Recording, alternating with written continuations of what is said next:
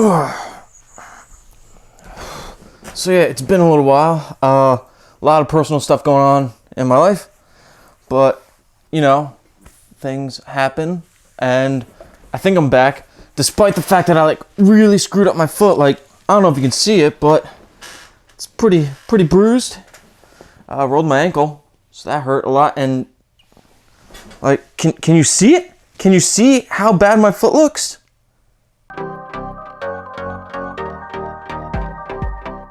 Hey there, Net Buds, welcome back to the channel.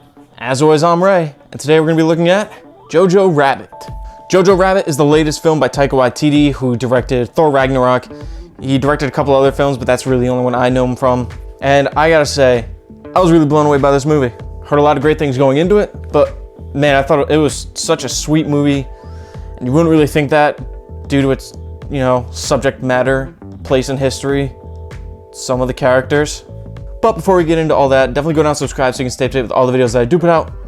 And my question for this video is, have you seen Jojo Rabbit? It's been out for about a week or two. I know it's been out a lot longer in other places. I got around to seeing it last weekend. But yeah, if you have seen it, let me know down below what you thought about it.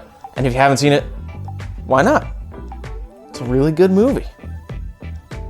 At the end of World War II, a young German boy must choose between upholding his Nazi fanaticism and protecting a young Jewish girl hidden by his mother, all the while hanging around with his imaginary friend, Adolf Hitler.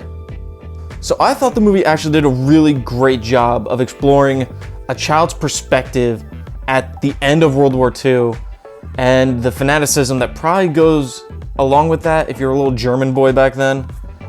But it does not sympathize the Nazi ideology at all, and you still understand that these are the bad guys.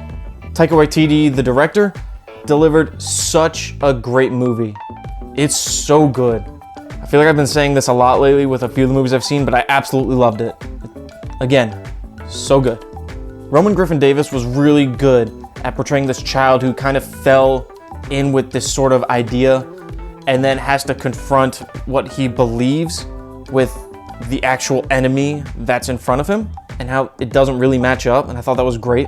Taika Waititi played Adolf Hitler so well, and I really like that he isn't supposed to be the Adolf Hitler. He is an imaginary friend version, so he only has the information that Jojo has, which makes some of his logic juvenile, very funny. He's a very funny character. And the only times he ever really comes close to the evil version of Hitler that we know is when Jojo starts to pull away from the Nazi ideology, and this character starts to worry that he doesn't have as much of a hold over Jojo as he once did. Scarlett Johansson gave a great performance as Jojo's mother, who is, just this character that knows the Nazis are bad and wants the war to end. And she really just wants her son back from this fanatical way of thinking. The supporting actors were really great, and the standouts for me were definitely Sam Rockwell and, oh my god, how do you say her name? Thomasin McKenzie? I hope that's how she says her name. But they were both great. And also Jojo's friend Yoki. He was really cute. I really liked him.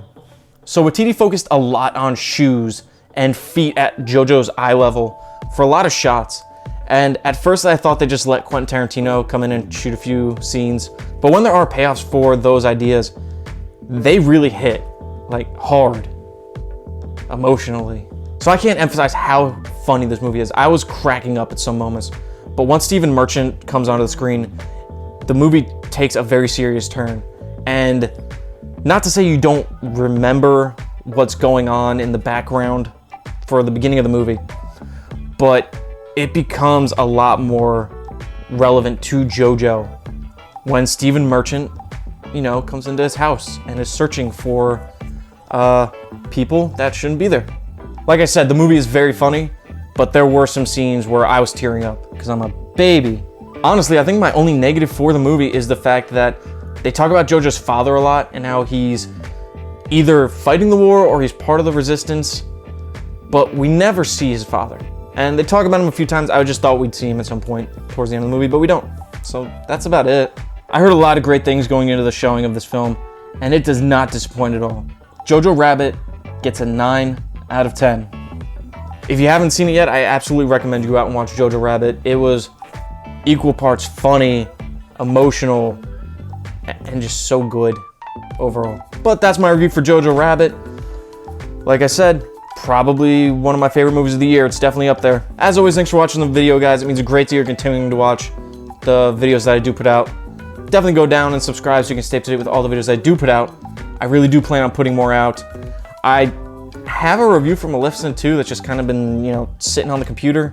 I just haven't gotten around to, you know, editing it, but I'm probably gonna do that next because I already have it done, so why not? And it's still in theaters. But definitely go down and subscribe, like I just said. Give the video a like, share with a movie-loving friend, and let me know if you've seen Jojo Rabbit yet or not. Also, completely forgot. How do I turn it on? You can't really see it, can you? I got cool lights. Should I have probably turned them on for this review? Wow, it looks way better when you can actually see it. I probably should have turned them on for the review, but I didn't. But I'll remember next time. Thanks for watching, everybody. See ya.